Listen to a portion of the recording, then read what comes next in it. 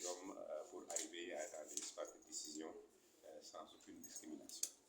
L'activité d'aujourd'hui est extrêmement importante dans le cadre des orientations générales du gouvernement, mais dans le cadre des directives de Mme la ministre, parce qu'il s'agit justement de mettre en place un dispositif issu des recommandations de l'évaluation admise par toute la SNEG, lequel dispositif maintenant permettra évidemment de procéder à l'évaluation finale. C'est donc un acte vraiment de gouvernance, parce que nous sommes dans un contexte de gestion axée sur les résultats, et aujourd'hui la redevabilité et la gestion des comptes quasiment sont placées en priorité absolue au niveau de nos interventions. C'est pourquoi cet atelier a été convié et a réuni tous les partenaires techniques et financiers qui nous accompagnent, mais également les ministères sectoriels. Depuis la mise en place de ce projet ici à Téléfis au Sénégal, et finalement, dans le cadre de cette activité en concret, les ministères, notamment à travers la DEG, la Directrice de l'équité et de l'égalité des genres, dont je salue son engagement tout au long, on fait appel au dispositif d'assistance technique édifice pour mettre en place ce système de suivi-évaluation qui était l'une des recommandations phares de l'évaluation en mi-parcours de la SNEG. Et surtout pour mettre en place aussi un système de digitalisation, c'est-à-dire de digitaliser ce système de suivi-évaluation, puisque il faut absolument que les acteurs et que les actrices qui sont en charge d'effectuer le suivi de la SNEG puissent disposer d'un outil vraiment concret et pratique pour mesurer les avancées. D'accord. Pour les résultats de la stratégie nationale, nous pouvons les mesurer à plusieurs niveaux. Aujourd'hui, si nous nous fixons sur les deux objectifs, parce que la SNEG a deux objectifs majeurs, notamment l'instauration d'une culture pour des pratiques, attitudes, comportements favorables à l'intégrité physique et morale de la personne. Et le deuxième objectif majeur, c'est l'institutionnalisation du genre à tous les niveaux des institutions, du niveau central au niveau local. Donc nous pouvons dire que nous avons fait une grande avancée, ce qu'a révélé l'évaluation à mi-parcours de la SNEG qui a été bouclée définitivement en début 2023. Nous avons obtenu des progrès dans plusieurs secteurs.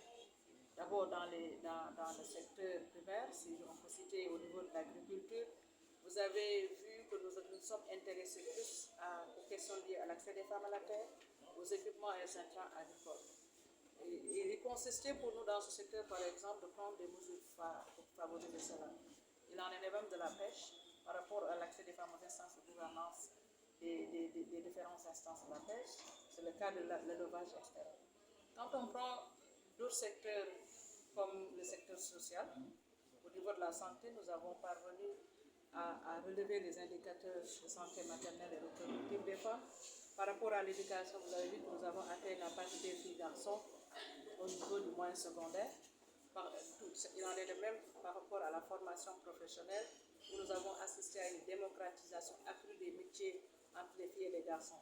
Je peux vous citer plusieurs secteurs. C'est le cas également du secteur du ministère de la Famille et des Solidarités, où l'offre de protection sociale a été rendue mécanismes sociaux de protection. On peut citer plusieurs progrès. Ça, c'est un exercice plus large qu'une interview. Dans d'autres secteurs vraiment cruciaux, tels que l'environnement, l'énergie, vous avez vu que c'était un secteur très masculinisé, mais qu'eux, ils disposent d'un plan genre et énergie qui a permis vraiment de faciliter l'accès, par exemple, des femmes dans ces secteurs-là, avec des stages accordés exclusivement aux femmes. L'environnement dispose également d'une stratégie genre.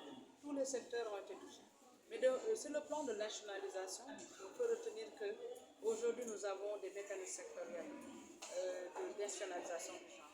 Sur les 25 ministères dont nous avons aujourd'hui, déjà 16 ont leur plan de nationalisation du genre. Ça, c'est un droit. Au plan vraiment des audits, parce que les audits nous permettent de tester le niveau vraiment de sensibilité genre des secteurs. Nous avons sur les 25 ministères 18 qui ont déjà réalisé des audits, sans compter ceux lancés cette année. Et nous continuons également de renforcer les capacités des acteurs de l'administration publique pour leur permettre de mener des analyses en intégration du genre mais aussi de suivre systématiquement l'intégration des gens dans les politiques. Donc les progrès sont satisfaisants à plusieurs titres, mais nous savons également qu'il nous reste des défis. Et parmi ces défis, il y a le dispositif de surévaluation, qui est un mécanisme de coordination intersectorielle. On doit faciliter cela parce que c'est le mandat de la direction